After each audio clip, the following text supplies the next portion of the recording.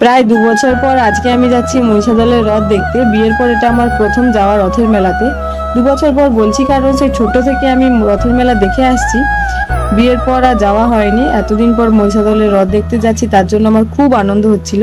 আর জানো তো, আমাদের কোনো প্ল্যান ছিল না যাওয়ার, হঠাৎ ও কাজ থেকে এসে আমাকে বললো চলো মহিষাদলের রথের মেলাতে যাব।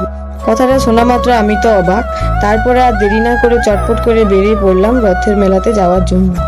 শুধু একটাই ভয় ছিল, সেটা হচ্ছে বৃষ্টির, কারণ তোমরা তো জানোই ওই দিন মেঘের অবস্থাটা কেমন ছিল, প্রায় 5 মিনিট ছাড়া ছাড়াই বৃষ্টি হচ্ছিল। আর হ্যাঁ, একটা কথা তো তোমাদের বলাই হয়নি, আমার বাড়ি মহিষাদল। অ্যাকচুয়ালি এখন ওটা আমার বাড়ি বলা ঠিক হবে না, ওটা এখন আমার বাপের বাড়ি। তো ফাইনালি আমরা এসে পৌঁছে গেছি মহিষাদলের রথের মেলাতে। আর এই হচ্ছে সেই 250 বছরেরও বেশি পুরনো মহিষাদলের রথ। আর বৃষ্টি হওয়ার জন্য রথের চারপাশটা কেমন কাদা প্যাচপ্যাচে হয়ে আছে বলে আমরা ওখানে বেশি ঘোরাঘুরি না করে একদম চলে আসি ছোলা বাড়িতে। এখানে এসে দেখি বিভিন্ন রকমের খাওয়ার দোকান আর অন্যান্য দোকান বসেছে। এই ছোলা বাড়িতে যে কত স্মৃতি জড়িয়ে আছে তা বোঝাতে পারবো না তোমাদের। সেই বন্ধুদের সাথে মেলাতে ঘুরতে আসা, ফুচকা খাওয়া, আরো কত কি।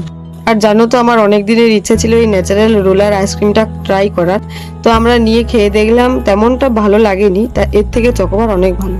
অবশেষে আমরা ঘোরাঘুরি শেষ করে গোপালজির মন্দিরে গোপালজি ও শ্রী জগন্নাথ দেব ও বলরাম সুভদ্রাকে দর্শন করে বাড়ি চলে আসি। আর এই 2025 সালে তোমরা কারা কারা মহিষাদলের রথের মেলাতে এসেছিলে তা অবশ্যই কমেন্ট করে জানিও।